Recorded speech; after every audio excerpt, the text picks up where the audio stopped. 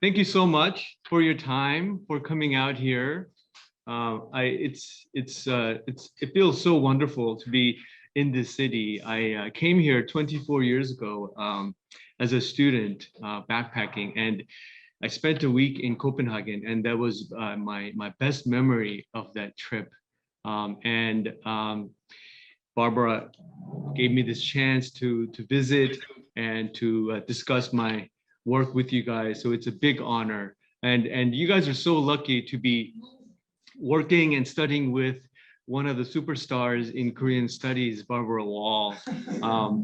She and I are getting to know each other much better through this project and through another project we are working on. And that project is being featured next week, this 2-day workshop on digital Korean studies. So anyhow, thank you so much for coming out, and I'll just begin my talk titled Pyongyang Modern Architecture and Urbanism in Post-War North Korea. Okay.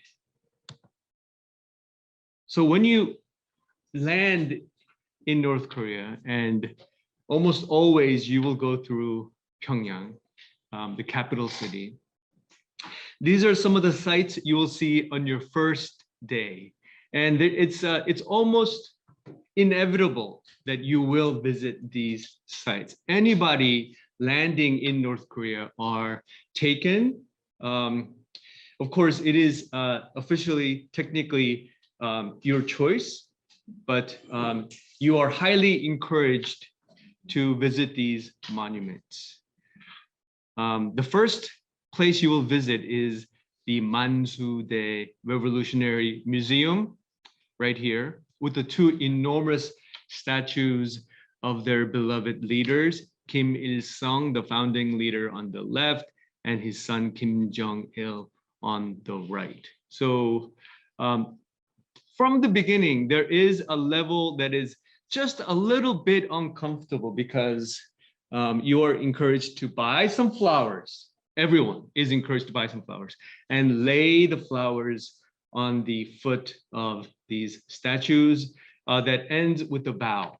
So you're encouraged to do that. You don't have to. You can just go and watch and pay your respect.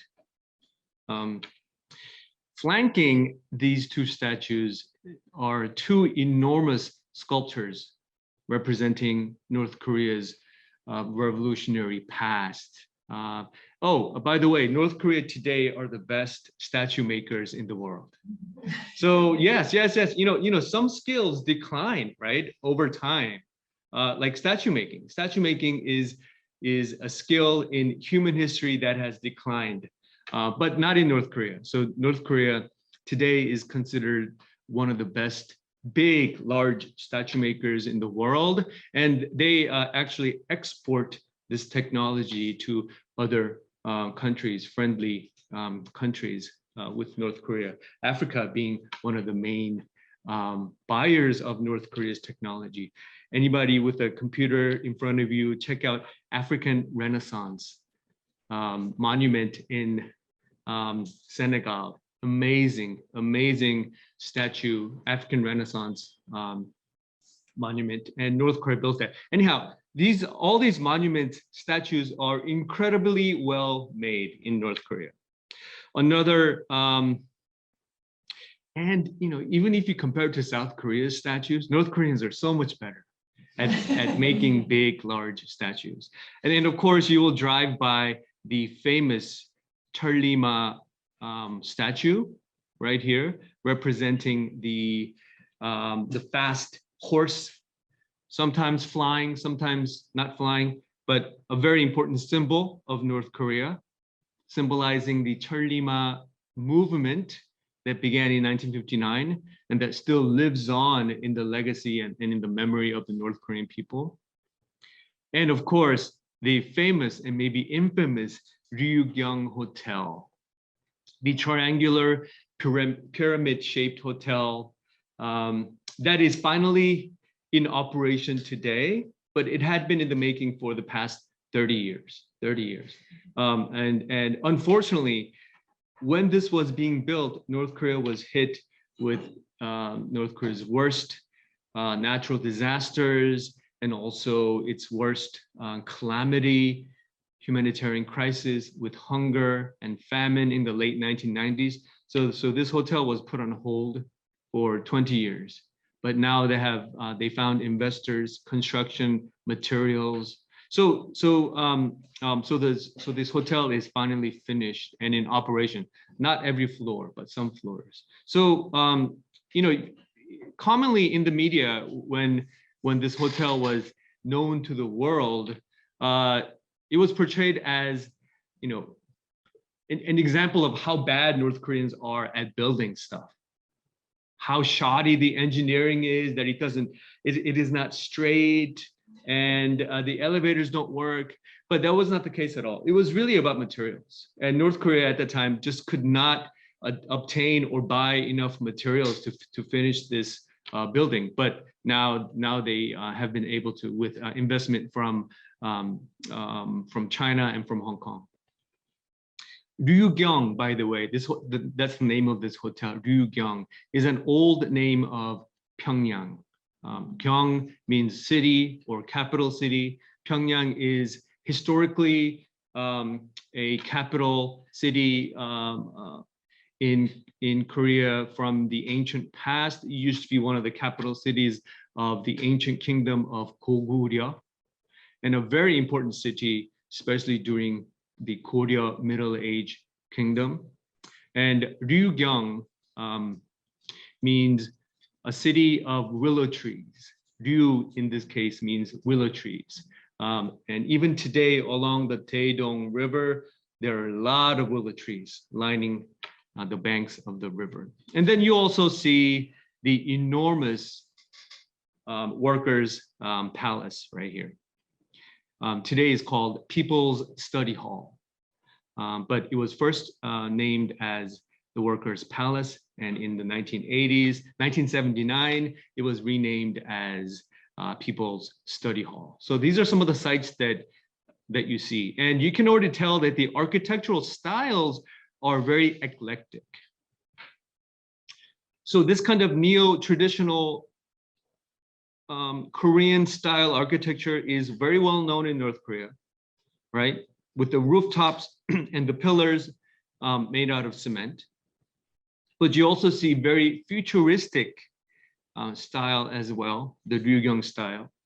And of course, the neoclassical Soviet style, neoclassical socialist style represented by the Mansudae Museum. So there's a history, but one dominant form of architectural style in socialism was neoclassical Roman style, right? Not the ultra modern, but neoclassical, and very popularized in the Soviet Union, and of course in other countries as well. But of course, futurism and modern styling always important at the same time. Okay, so this is what you see at first. But of course, when you turn around, Pyongyang actually looks like this. It is full of apartments. It is full of factories.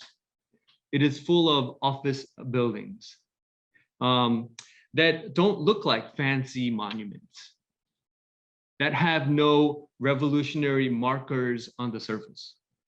Pyongyang is a working city today of population of about 2 million people. It's where people live and work. And vast majority of the city looks like this. These apartment buildings some of them are very old, but North Koreans love to paint their apartments. So there is color. It's not the drab gray image that we have of an old socialist city, but it's a very colorful one and very well organized. Very well organized. Okay, so you can say Pyongyang is a city for the elites. Of course, of course. You have to be somebody You have to be somebody, have a career to live in a apartment in the middle of the city. That is for sure. So party members, not all party members, high-ranking party members, people with jobs in central agencies, professors, engineers, doctors, teachers,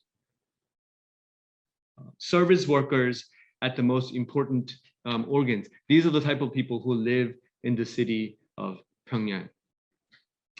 But that's really no different from any other capital city. The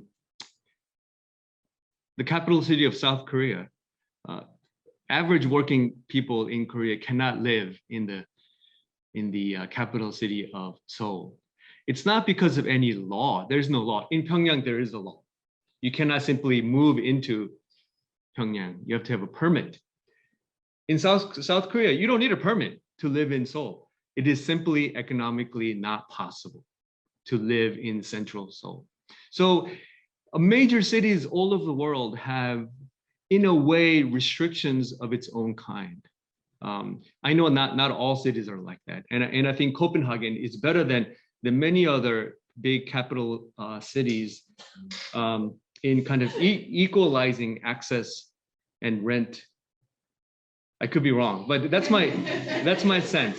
And I believe Berlin is like that too. But where I'm from, Honolulu, oh, forget about it. Honolulu is one of the most expensive places in the world, and some of the big cities in the United States, you cannot live in the cities that you work in. It's not just bizarre, and Pyongyang, of course, is like that too, but in a very different way.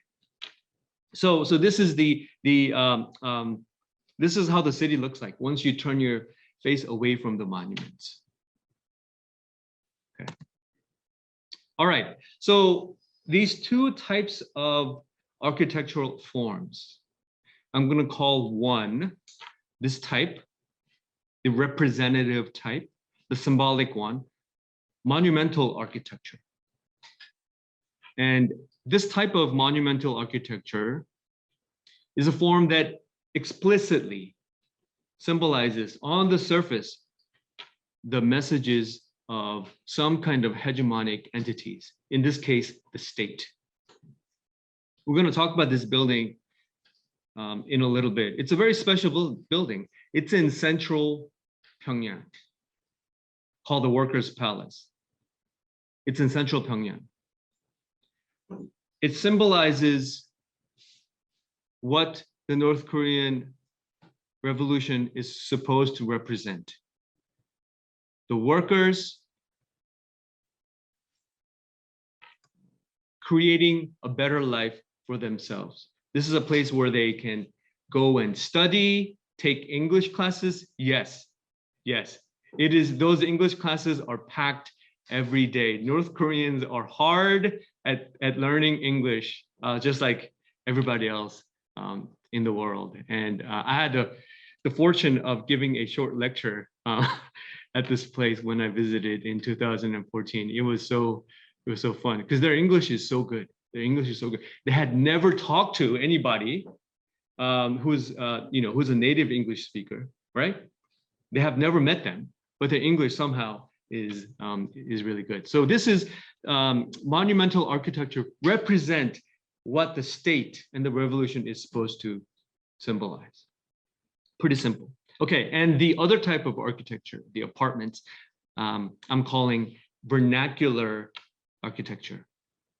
So this is a type of structure that is conceived and built mostly for the people and their livelihood, housing, schools, workplaces, and neighborhoods, neighborhood units. They don't have to be fancy. They don't have to be monumentalistic, but they have to be incredibly useful and efficient. So these two are juxtaposed architectural forms categorized in places like Pyongyang. Now, they seem to be far apart from each other, but in my argument, they are in fact much closer and interlinked than one imagined them to be. Okay, so here are my three claims. So Pyongyang's architectural forms, one monumentalistic and one vernacular, each embody both utopian and utilitarian features. So even in a single monumentalistic building, you find both the ideal and the instrumental sides. So these are not tied to one type of architectural forms, but the utopian and the utilitarian features are part of both and each architectural form. We're going to be talking about this more. So at the same time, and this is my second argument, the multiplicity of meaning embodied in each form are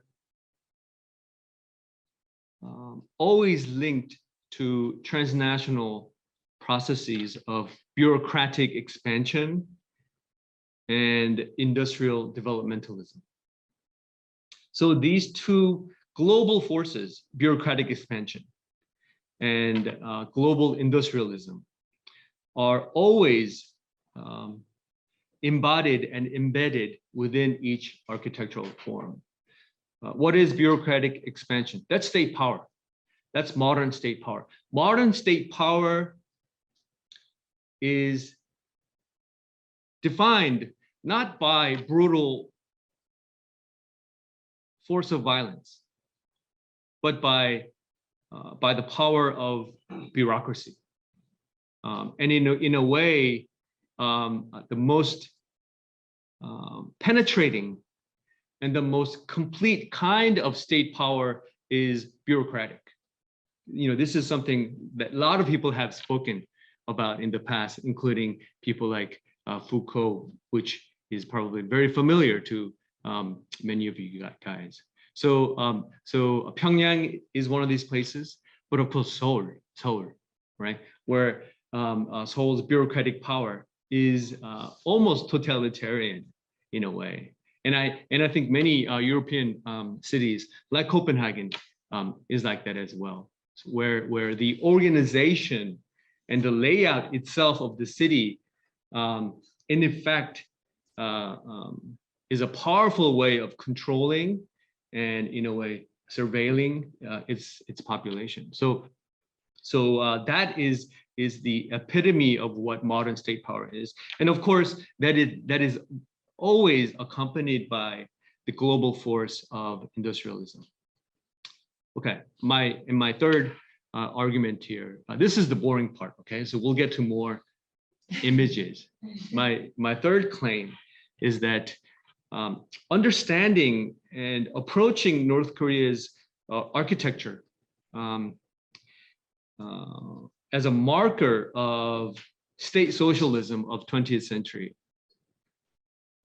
helps us to understand that state socialism is part of the same global historical processes, that a place like North Korea or Moscow or East Germany or Hungary, Budapest, were not isolated, exceptional moments, but they were also constituents, part of global capitalist modernity. And yes, I am intentional when I'm saying that. A place like North Korea, from what we can discern from its architectural forms, is that it too was part of the global capitalist modernity. Now, this is theoretically very rich, this area that what I'm talking about, and we can spend days thinking about the idea of global capitalist modernity that kind of envelops state socialism. But we know that state socialism failed in so many ways. And one way of making sense and understanding that is to see it from the lens of global capitalism, that it too could not overcome the limitations of capitalism and architecture is one clear way of discerning this phenomenon. Okay, so expansion of state power and expansion of global industrialism. These two sides are hallmarks of what capitalism is. Capitalism, industrial capitalism, is also the very breeding ground of nation-state identity. And a place like North Korea is a place where you can clearly see that happening. Okay, so the construction of Pyongyang that happened after the Korean War was magnitude and the scale that was not observed in Korea since the 1396 construction of Hansong. Hansong, the old name of Seoul. Today, Hansong is the central part of Seoul above the river where Gwanghamun Plaza is and the Gyeongbok Palace is, in that whole area. So we know that this is a Seoul, the city of Seoul has a fascinating history, that it was conceived from the beginning with the order of the monarchy, the king in mind, and the ritual life of the king and the ritualized vision of the world. And Hansong, the capital city, was a microcosm of this kind of ritualized world with the king at the center, and ancestor worshiping altar to the east, and an altar to the deities of the soil and the grain to the west, and the river, of course, running in front. All these things was planned from the beginning, and Hansong was really a tremendous effort at the time of creating an idealized walled city based on the rituals of the monarchy.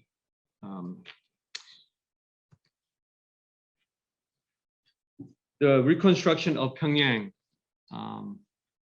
was also based on another kind of authority, and this time the authority of the worker, which was another system of hegemonic rituals as well. So the planning began in 1951 during the Korean War, and the main architect in this whole picture is a person named Kim Jong-hee, born in 1921, and he died in 1975.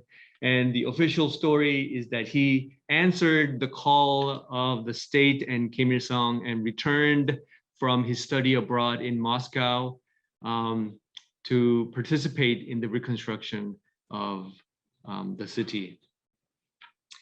The actual plan that came to be Pyongyang today was really created toward the end of the Korean War with assistance from the Soviet Union, from China, PRC, from Poland, Hungary, East Germany, even Mongolia helped to rebuild North Korea too. And the model for Pyongyang was Volgograd, Stalingrad at the time, now renamed as Volgograd, which is in southern Russia.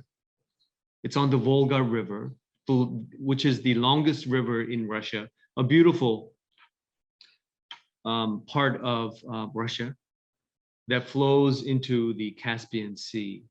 So Volgograd sits toward the end of the river near the Caspian Sea in southern Russia.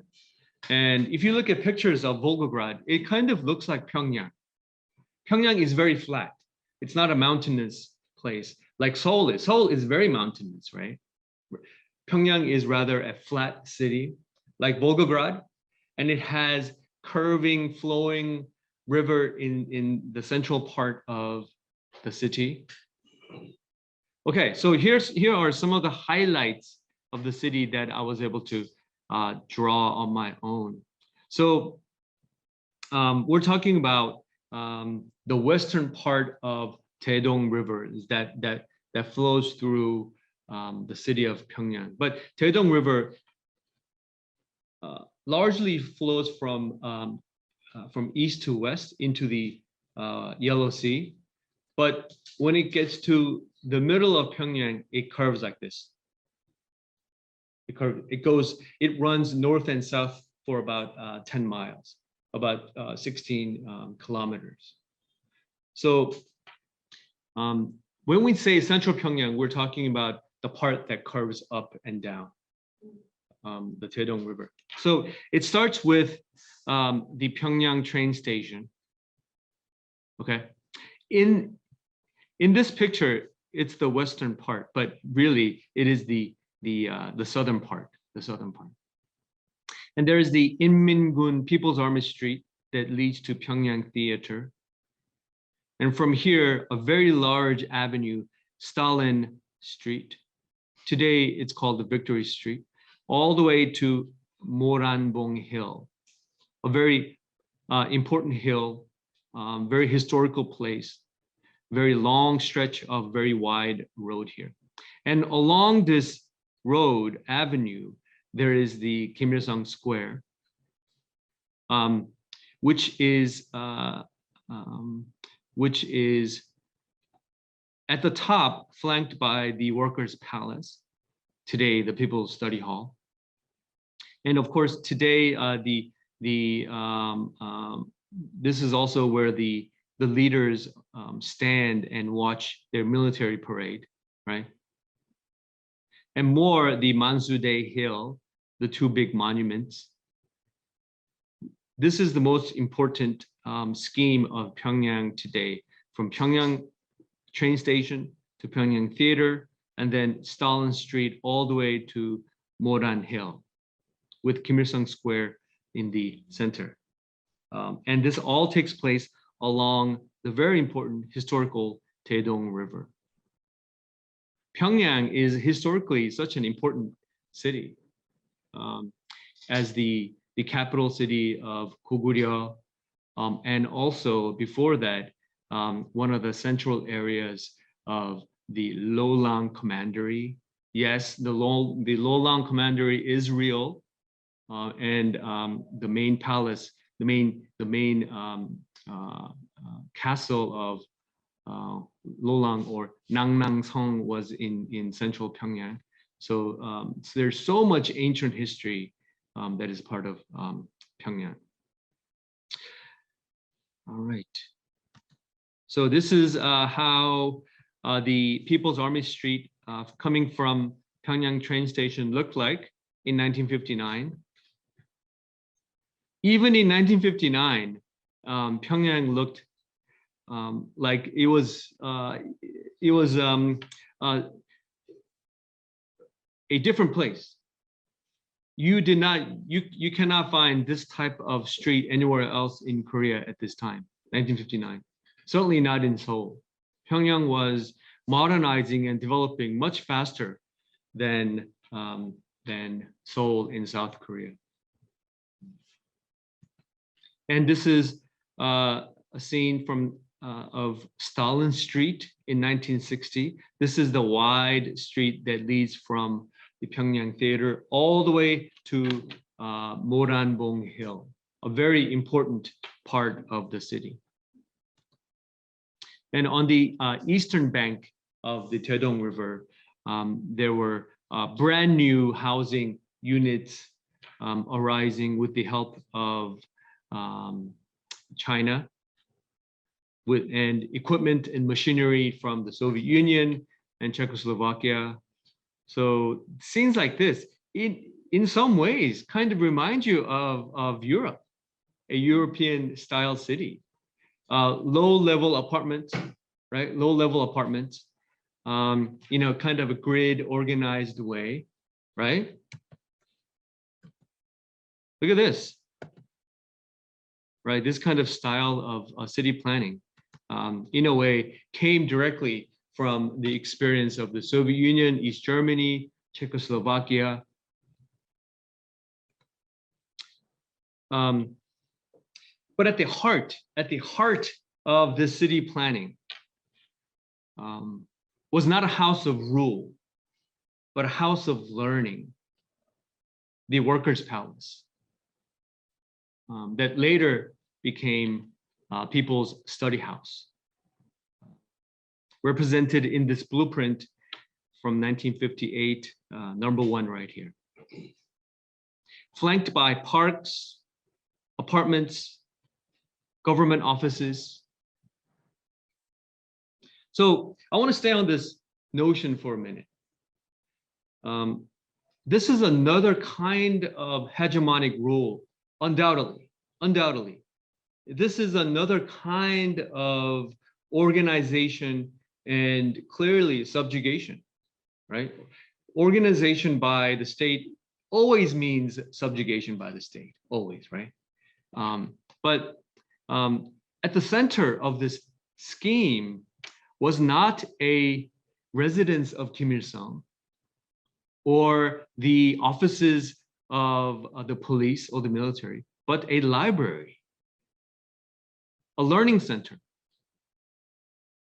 So the Workers' Palace is basically a big library where people can go read, take classes, try different hobbies. That was the center of this whole picture. I think there is something there, right? That from the beginning, at least what North Korea tried to do was to go beyond the traditional sense that at the center needs to be the house of the king.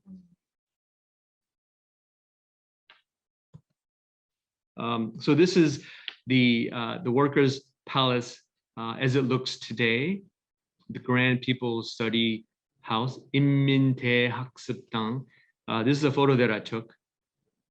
The style of this building is quite intricate and grotesque, in my opinion. It's quite grotesque because it is traditional style that can only be built through modern technology of cement in a very brutalistic kind of way. It's enormous. It's like 10 stories tall. And the spaces in there it's an incredibly big building. And the dominant form of this design is traditional, but this kind of traditional can only be sustained with highly modernized concrete styling that is very common in socialism. So the original plan was to have the Workers' Palace, but also have a children's palace. So Workers' Palace as the main central location of the city, and then a children's palace somewhat up in the mountains. This was completed only in 1989. So 40 years after the completion, but this is the way it looks today. So there's a museum in there. There are learning centers in there. It looks very kind of dominating and in a way kind of insidious, right? But this is how the children's palace looks like today. It's also a very massive place. Central Pyongyang is also famous for symbolic, emblematic buildings of Pyongyang, like this Cheongyuan restaurant that is supposed to look like a big ship. This is a restaurant that can serve 2,000 people at the same time. And famous for example, it's Pyongyang Naengmyeon, the cold spicy noodle. No, never mind. Pyongyang Naengmyeon is not spicy. Pyongyang Naengmyeon is not spicy. traditionally. Hamhung naengmyeon is spicy. Hamhung naengmyeon is spicy. Anybody fans of naengmyeon? I'm a big fan of naengmyeon, cold noodle. Oh, sangpyeol, right? Like a day like today, naengmyeon and some soju. Not soju, but Yeah. Yes, in a very strange way, naengmyeon is an incredible anju with soju. They go very well together. And by the way, soju in South Korea, you guys know that it is the popular sojus that people consume in South Korea they are mixed. So they are not distilled. They're not distilled, the expensive ones. But the green bottles that you find, they are just mixtures where you add alcohol and flavoring. Very often, aspartame. It's a kind of a known secret all over the world. But every bottle of soju has aspartame, which is what's found in Diet Coke and Diet Pepsi.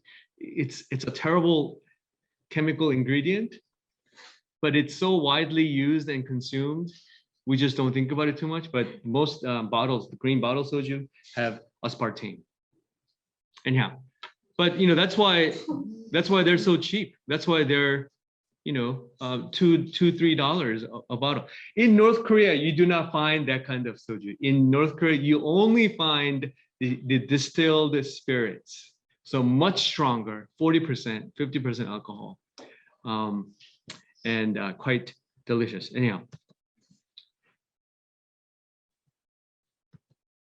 you also see the famous twin-towered hotel, the Koryo Hotel. This is one of the most luxurious hotels in North Korea today, the Koryo Hotel, which kind of looks like the Petronas Towers of Kuala Lumpur. I stayed in this hotel. If you're visiting North Korea, you stay in either this one or Yanggakdo Hotel. They're both so-called luxury hotels. And the Koryo Hotel has a very futuristic design with rotating restaurants at the top. Yes, and then also this very bizarre looking ice skating rink, the Pingsanguan, the ice skating rink. This was completed, I believe, in 1985. And the design supposedly comes from the idea of a child wearing a winter cap. And of course, that idea is attributed to Kim Il-sung himself. But nevertheless, it's a very futuristic kind of design. So in the heart of Pyongyang, you see a combination of new traditional, classical, and futuristic art all happening together. And all these buildings, many of them were completed in the 1980s, especially in time for the 1989 World Youth Festival that North Korea hosted. And that festival was a countering measure to the Seoul Olympics of 1988. Of course, 1988 Olympics was boycotted by North Korea and the Soviet Union. North Korea decided to host its own kind of a world festival called the World Youth Festival that also included sports, and it was an 8-day long extravaganza. It was the biggest event that North Korea hosted, and all these monumentalistic buildings were created for that event. And of course, you can't forget the Changwangwan. That's a mouthful. Changwangwan. It's a big water sports facility. It has a gigantic bathhouse, huge, enormous bathhouse. I believe the bathhouse at Changwangwan is one of the largest in the world. It's an enormous public bathhouse. They can probably bathe 1,000 people. It's divided, of course, in gender. But can you imagine bathing together with 200-300 people? That'll be an experience. There'll be a very different kind of a collective living, collective hygiene. But and it also has a water park inside and a swimming center. And this is a very treasured part of North Korea. And in fact, North Korea, the North Korean government really, they really treasured public bathhouses. So at major cities, they built all sorts of bathhouses. Yes, and they all look quite amazing. Someday I want to maybe do a short article on North Korea's bathhouses. Maybe perhaps visiting each of these bathhouses. Yes, right? Yeah. I mean, of course, we don't know how many of these bathhouses are still functioning, but this is something that probably also came from the Soviet Union too. This kind of public bath culture. But of course, Korea is known for having a very vibrant public bath culture, which is still very much alive today.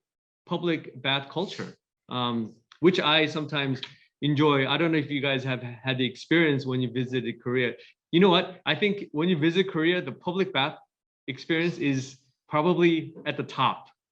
It's not easy. It's not easy for people to experience, right, Barbara? Yeah, you love it, but right, but for Western people, I think it's very awkward. Did anybody go? Oh, you did. I used to have to go every other day. I used to dump on. Oh, so you liked it? Yeah, it was nice. Yeah, okay, yeah.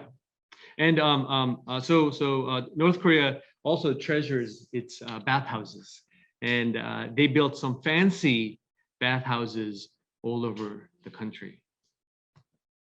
Okay, so let's talk about these monumentalistic buildings. And let me just say two things about these monumental buildings that are supposed to represent state power and the revolution. So that is immediate, right? That is immediate, how these buildings are supposed to represent the utopian vision of the state, the revolution, and the individual's place within that context. That's very clear. But at the same time, monumentalistic architecture has always a very strong utilitarian side to it as well. And it's because these buildings are always about bureaucratic expansion. And bureaucracy is defined by its utility, how it organizes, how it calculates, how it categorizes the population. And these buildings always play that function of creating, contextualizing the individual within the enormous bureaucratic system. So as you're standing in front of the people's study house, reading, browsing, taking English classes, you're at the same time, you are being subsumed within the bureaucratic order, where individuals can be organized, where individuals can be transformed according to the plans of the state. This is a very important marker, very important side of all utopian architecture, that all utopian architecture is supposed to have a utilitarian side.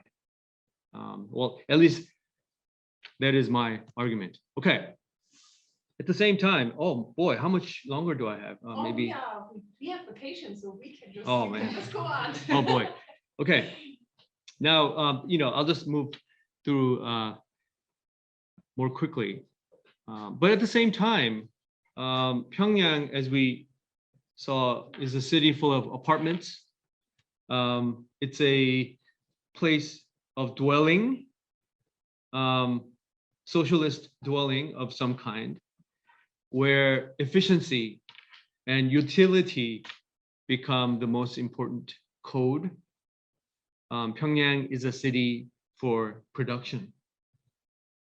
In 1960, for example, Pyongyang had the most number of workers in North Korea, about 250,000 workers living and working within the city. So here's some famous paintings from that period. 1955 oil painting by Chung Kwan-chul. Chung Kwan-chul is a very famous North Korean painter, artist, and he represents really how eclectic North Korea's art world really is. We commonly assume North Korea's art being dominated by propaganda posters, monuments, sculptures, right, prints, all in the vein of propaganda. But that is only a part of North Korea's art world. And of course, I mean, just like any art world, it is vast and with many types of genre and style. And just looking at Chung Kwan-chul's body of work, you see this, even this kind of impressionistic type of style that is still very popular today. Look at this depiction of Seoul, central Seoul in winter of 1955. I would really like to see this painting in person. It's there's something about this, from this ordinary scene, there's something very touching, transformative, and revealing of what's happening in North Korea at the time. And of course, Pyongyang is a place that's very close to emblematic factories. Some very, very important factories in North Korea, including the Gangsan Steel Factory, depicted in Chung Young-man's famous painting called Sunset at Gangsan, Gangsan의 저녁 노을. Gangsan is an area, but also name of the factory, steel factory. Why is this factory so important? This factory might be the most important factory in North Korea, Gangsan Jecherso.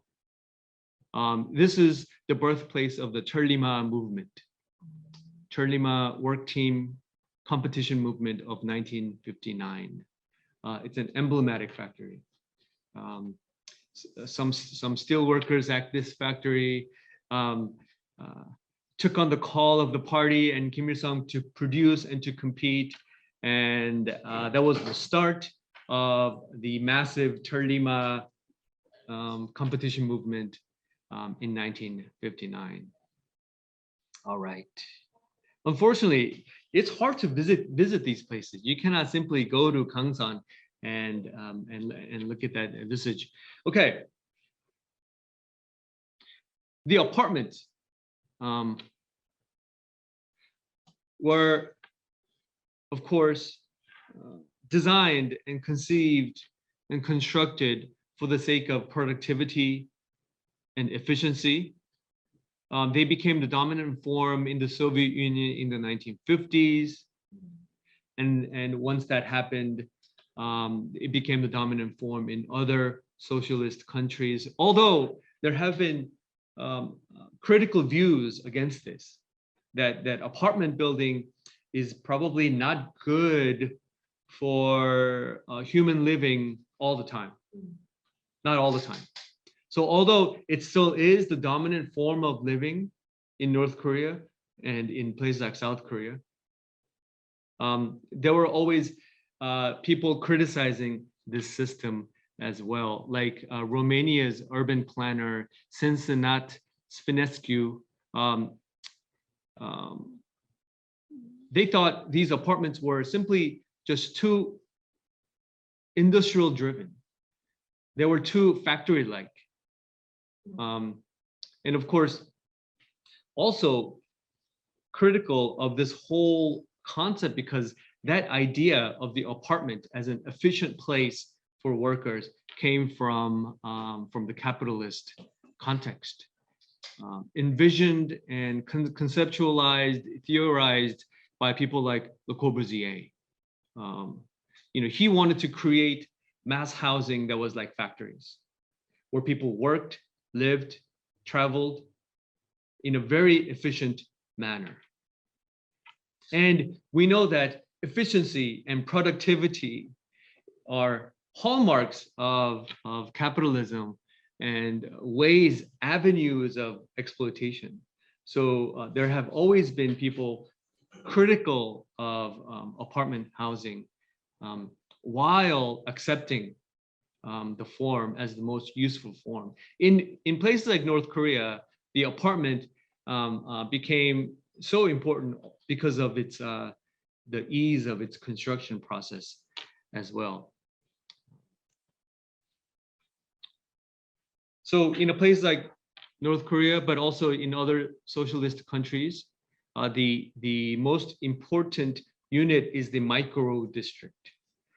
A micro district, 소구역, micro rayon, subquarter, sometimes called subquarter or micro district, is a basic unit of the city. It has about 5,000 people, and it is ideally complete in that unit with schools, daycare, restaurants, offices, garden, hair shop, a garage. So source of entertainment, consumption, school, daycare, and it has to be close enough that residents can walk to their workplaces. So that was the ideal vision, a unit of about 5,000 people living in apartment houses with daycare, restaurants, schools within this system, and they can walk to their jobs. So that was the ideal vision. The first completed district was the micro district number 87 in West Pyongyang.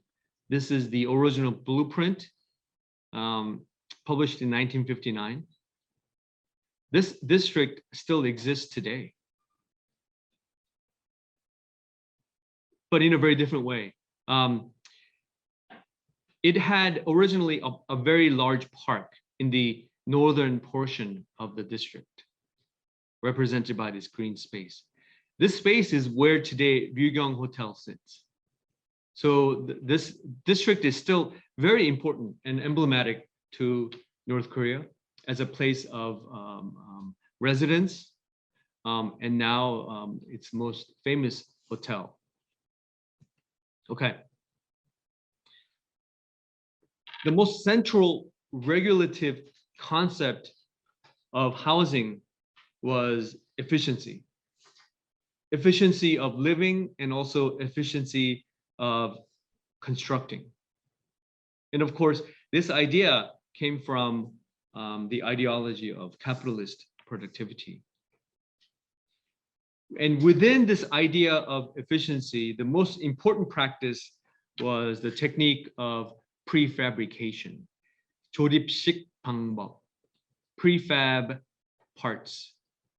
So all these apartments that were built in the 1959 were some of the early experimentation with prefab apartment parts, prefabricated parts, 조립식 방법. Now, among the various types of 조립식 방법, and I'm going to get to the fun part here, was these one-room panels, 통방 panel, one-room panels. And you can see some of the models in these photos. What they are basically are hollow blocks, hollow concrete blocks that are stacked on top of each other like in this photo right here. And that becomes the central core of an apartment building. So it's not built up brick by brick, but these concrete rooms are stacked next to and on top of each other. And they form the main core of an apartment. And then within this core, you create rooms, you create doors, and you create a different configuration within the system. So North Korea became very good at making these one-room panel 통방 panel apartments. So right, so the popular mythical saying that North Korea in the 1950s and 60s built an apartment complex in every 14 minutes was not a lie. Was not a lie. So this is what is known as Pyongyang 속도, Pyongyang speed, and this notion of Pyongyang speed is often evoked at different eras, right? To conjure back to the times and when people were so devoted to their job. Pyongyang 속도, Pyongyang speed, and that came from this construction process where one apartment building was built every 14 minutes, and that was only possible because they were using these one-room panel prefab parts. Okay. But I do want to tell you that, and this was reported also in their own newspapers as well, that very often these places were simply not livable. So because of the interior system of the apartments did not follow the speed of the exterior.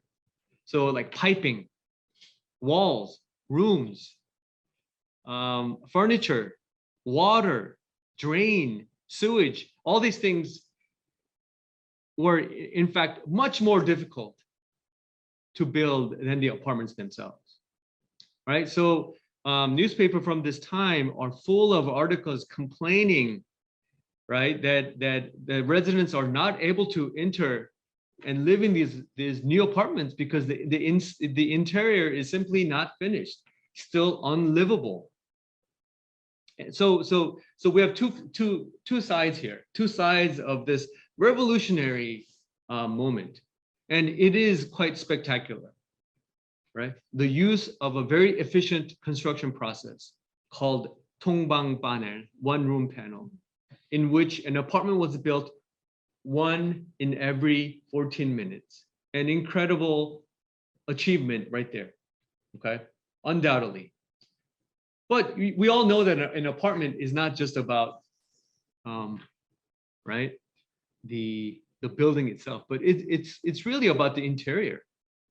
And that was a different story.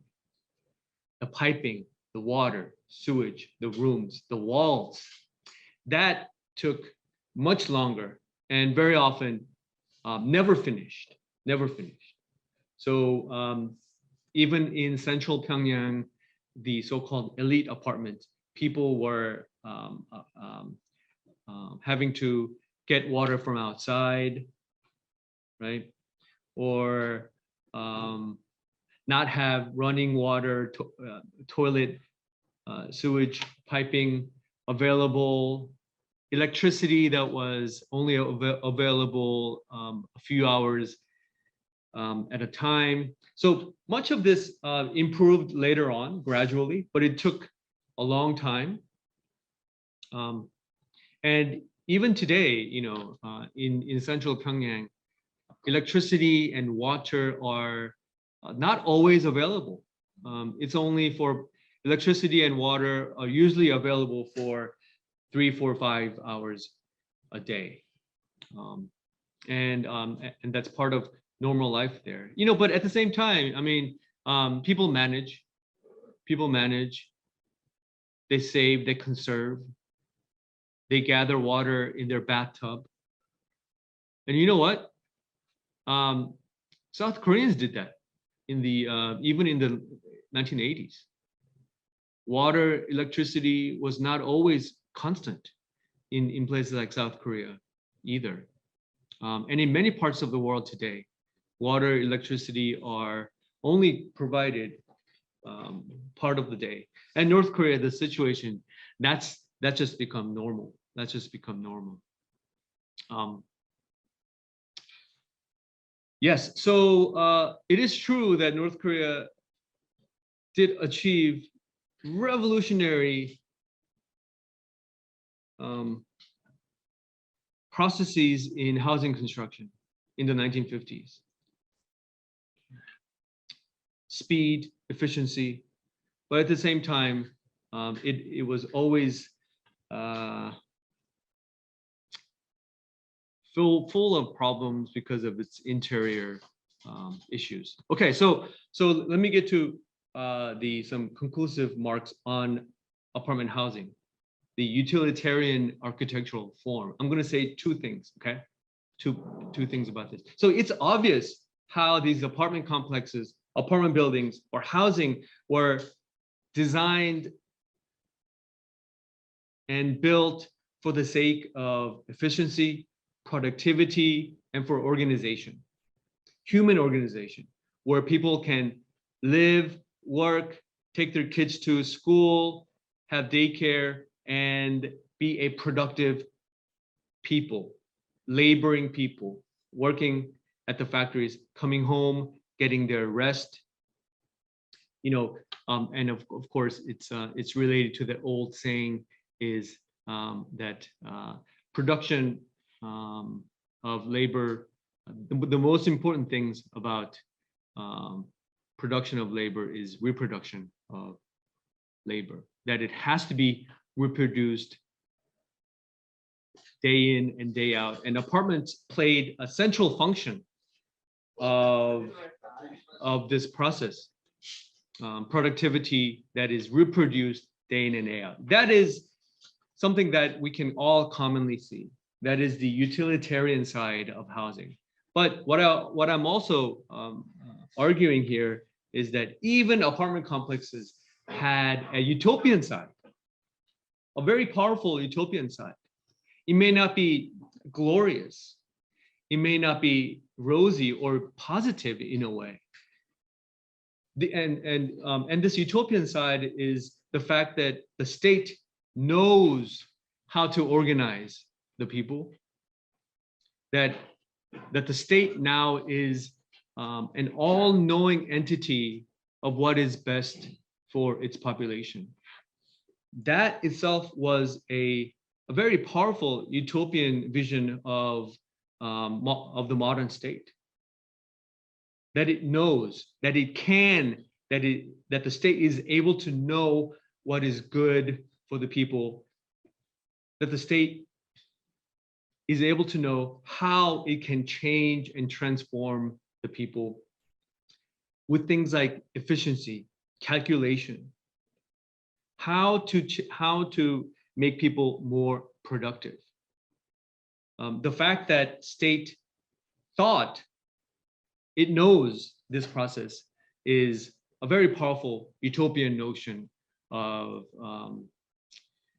modern industrialism and global modernity, that the state knows how to organize and how to improve its people.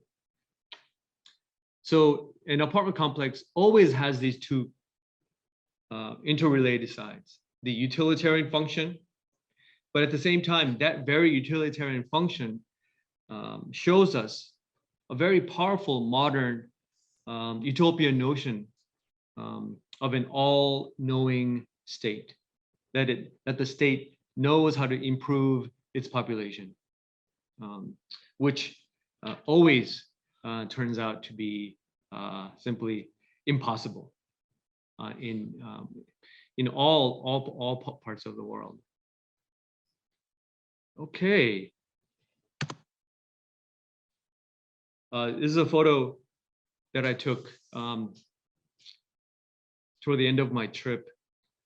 So within this organized structure, it is also always important, and this is something that I didn't get to today, that people create their own worlds. In architecture and planning, this notion has to do with the term the user. The user is an incredibly important and complicated concept. How the people take what is in front of them, utopian, utilitarian, ideal, and instrumental, and how the people make these things their own, for source of happiness and for source of meaning. And even in North Korea, of course, that sign was clear to me. Okay, thank you very much.